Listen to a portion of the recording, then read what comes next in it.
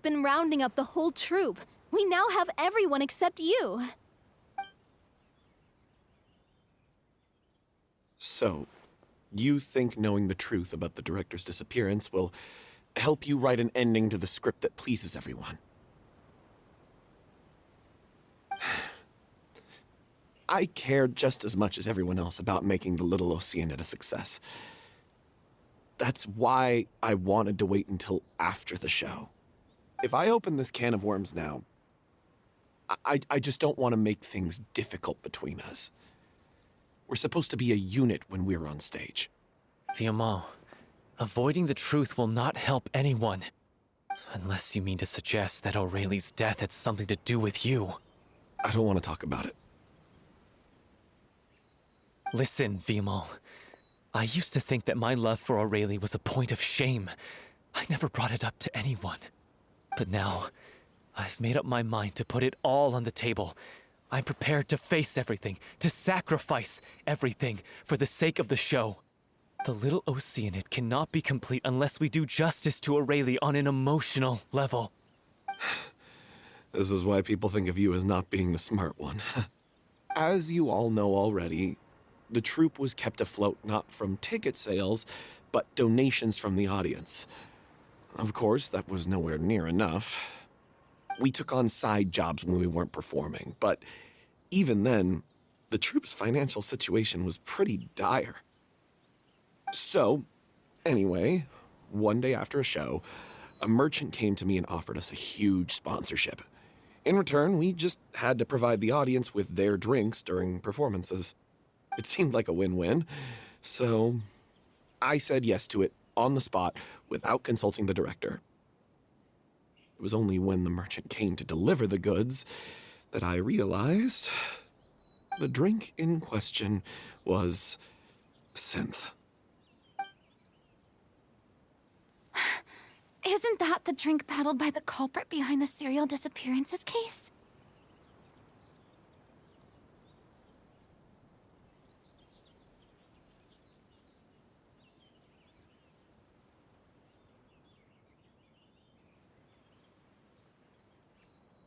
I freaked out when I saw the boxes. And I told the director everything right away. She was completely shocked as well.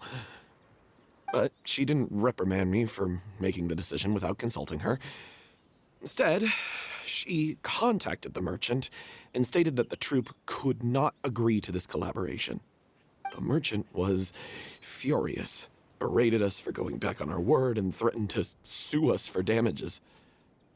The amount was astronomical. There was no way we'd be able to pay. And then? I was going to sort it on my own, but the director stopped me. She said that this was an issue for the whole troupe, and it wasn't my fault. But things only got worse from there. The synth merchant just wouldn't let up, and then suddenly the director told us all to leave the city one day. I knew then that things must have reached a boiling point. I admit this whole thing was my mistake. I didn't dare to tell any of you the truth back then, and after the director disappeared, I was even more afraid to say anything. Yeah, I got Aurelie killed. There, I said it. Happy now? Hey, don't say that. You traitor! You knew Aurelie was in danger. Why in God's name didn't you tell us?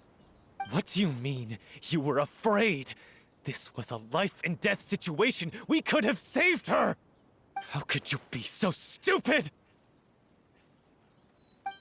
Please, try not to get too worked up. Yeah, listen to him. You need to stay calm. Stay calm? How can I stay calm? This guy got Aurelie murdered! She was the love of my life! And he has the gall to try and high-road us, claiming that he kept his mouth shut for the sake of the show! How about taking some responsibility for what he's done? All I can say is I'm sorry. Truly. I wanted to apologize to everyone in the troupe, but that won't bring back the director. What good is my apology now?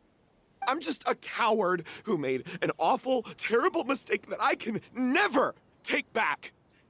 Beat me up if you want. Kill me if you prefer. It's what I deserve. End my life. So I can meet the director and apologize to her in person. Get out of my sight! Go! Get lost! I don't ever want to see your face again! That's enough! You've screamed and shouted at each other for long enough. Now pipe down, both of you! Can you stop conflating the show on stage with your real-life relationships in the troupe?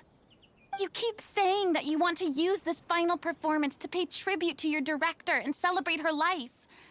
How can you do that if you're just using it as an excuse to vent your own emotions? You're right. I'm sorry. On stage, the lead role is the focal point of the audience's attention. And you're all used to seeing the director as the heart of the troupe. But in her own life, her greatest desire wasn't to be the center of attention.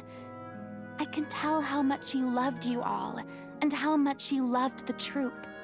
What she wanted was to build a warm home for all of her brothers and sisters. To shield you all from the storms that rage in the world outside. That's how you should remember her. And that's what you should be celebrating. I understand why you're trying to make her the hero of the story, but isn't she your hero already? After everything she did for you? Yeah. So think hard about what that means. And then think again about what you hope to achieve by arguing with each other. If you really hate each other and can't reconcile your differences, then you could just call it quits now. Why bother with the final performance if the group is already fractured? But you can't bring yourself to do that, can you? You care too much about Director O'Reilly and the home she built you all to let go. What are you laughing at? I don't see what's so funny. Sorry, I didn't mean it that way. It's just that, for a moment there, it felt like our director was back with us again. If she'd seen Paulo and Vilmont at each other's throats like that, she would have scolded them exactly like you did, in that same stern voice.